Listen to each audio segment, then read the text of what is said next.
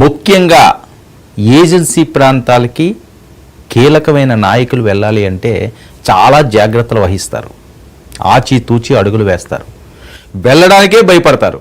అందులోని మారుమూల ప్రాంతాలకు అస్సలు వెళ్ళడానికి సాహసించరు. ఎందుకంటే అక్కడ ఉన్న నక్సల్స్ ప్రభావము, వేరే అంశాలు చాలావన్నీ కూడా ఏదైనా జరగవచ్చు, జరగరాందని.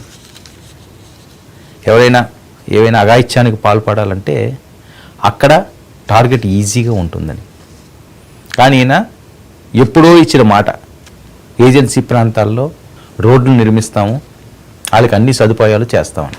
మరి ఈయనకి అవకాశం వచ్చింది కాబట్టి ఆ మాటను నిలబెట్టుకోవాలి కదా. మరి రాజకీయ నాయకులు పూర్తిగా వాగ్దానాలు చేస్తారు తప్పించి మాటలు గాలికి వదిలేస్తారు అన్నది నానుడి. దానికి వ్యతిరేకంగా ఈయనదైన పవర్తో పవన్ కళ్యాణ్ గారు ఇచ్చిన మాట నిలబెట్టుకోవడం కోసం మన్యానికి తరలి వెళ్ళాడు, మన్యం వీరుల్లాగా.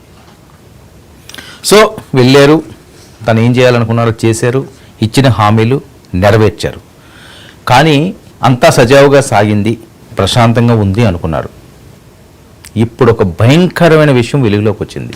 డిప్యూటీ సీఎం పవన్ కళ్యాణ్ పర్యటనలో భద్రతా లోపం మరొకసారి కొట్టొచ్చినట్టు కనిపిస్తుంది.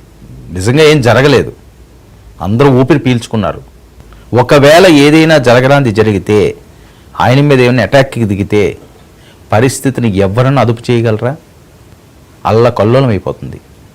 సో ఎంత దారుణం అంటే, పవన్ పర్యటనలో నకిలీ ఐపీఎస్ ఒకరు హల్చల్ చేశారు. అది ఎక్స్క్లూజివ్గా మనం చూడొచ్చు కూడా. నకిలీ ఐపీఎస్ అంటే ఎంత ధైర్యం ఉండాలి?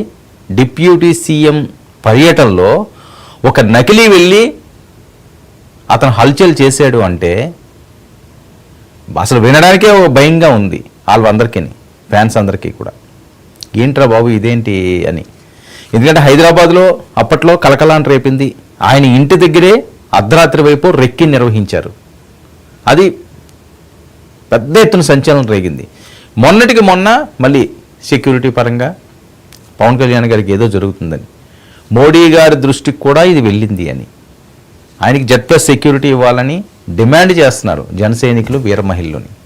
ఎందుకంటే ఇలాంటివే ఎవరైనా జనాల్లో ఫేమ్ వచ్చినా, వాళ్ళు ఎదుగుతున్నా, మొండి వాళ్ళు ముఖ్యంగా ఎవరిని పట్టించుకోకుండా, దేనికి తలగ్గకుండా ఉండి సూటిగా దూసుకుపోయే వాళ్ళని టార్గెట్లు చాలా ఎక్కువ ఉంటాయి.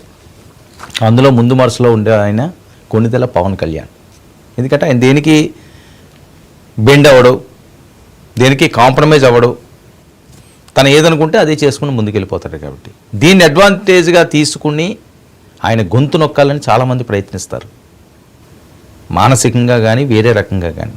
సో ఆ ప్రమాదం పొంచి ఉంది ఉంది ఉంది అని చెప్పి ఇంటెలిజెన్స్ వర్గాలు చెబుతూనే ఉన్నాయి. అయినప్పటికీ కూడా భద్రతా లోపాలు ఎంత కొట్టొచ్చినట్టు కనిపిస్తున్నాయి.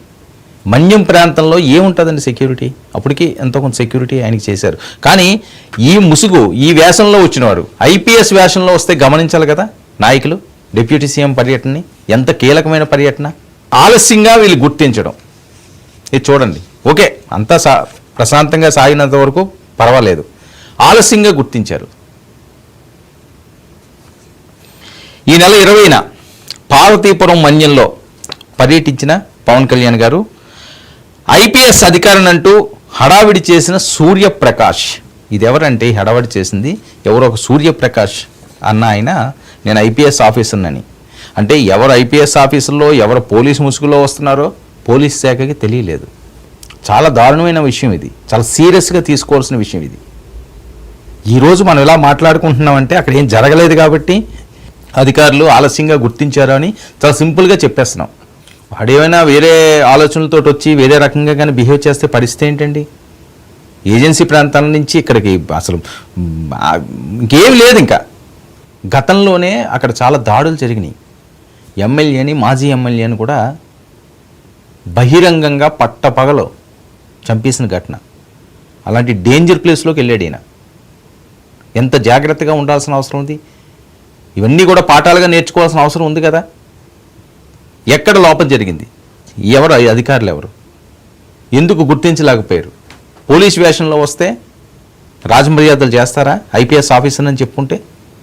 జనసైనికులు అడుగుతున్న ప్రశ్న, పవన్ అభిమానులు మండిపోతున్న ప్రశ్న ఇది. ఇక ఘటనపై విచారణకు హోంమంత్రి గారు ఆదేశించారు. ఆదేశించడాలు ఇవన్నీ కూడా సెకండరీ. ఫస్ట్ అలాంటివి జరగకుండా అరికట్టడం అన్నది అందరి ముందున్న లక్ష్యం, ప్రథమ లక్ష్యం. జరిగిపోయిన తర్వాత ఏదన్నా చేయొచ్చు. ఇప్పుడు ఆదేశిస్తారు, వాళ్ళని ఎవరినో సస్పెండ్ చేస్తారు, ఇది కాదు కదా. ఇలాంటివి చాలా పర్యటనలు ఉంటాయి ఇవి. అందుకని పవన్ కళ్యాణ్ గారు, చంద్రబాబు నాయుడు గారు ఇలాంటి వాళ్ళు పర్యటనలు ఉన్నప్పుడు ముఖ్యమంత్రి స్థాయి వ్యక్తే, జగన్మోహన్ రెడ్డి గారు అవనండి, లేకపోతే ప్రధానమంత్రి గారు అవనండి, ఎన్ని జాగ్రత్తలు తీసుకోవాలి, ఎందుకు ఫెయిల్ అవుతున్నారు, ఎక్కడ లోపం ఉంటుంది, దీని కదా మనం ఒకసారి రీకాల్ చేసుకోవాల్సిన అవసరం ఉంది. అదేమీ లేకుండా ఏముందిలే ఉదయం వెళ్ళాము, ఉద్యోగం చేస్తాం, సాయంత్రానికి వచ్చేసాం అన్నది కాదు కదా. ఒక బృహత్తరమైన బాధ్యత ఉన్న డ్రెస్ కదా అది. రక్షణ కవచంలో ఉండాల్సిన వాళ్ళు కదా.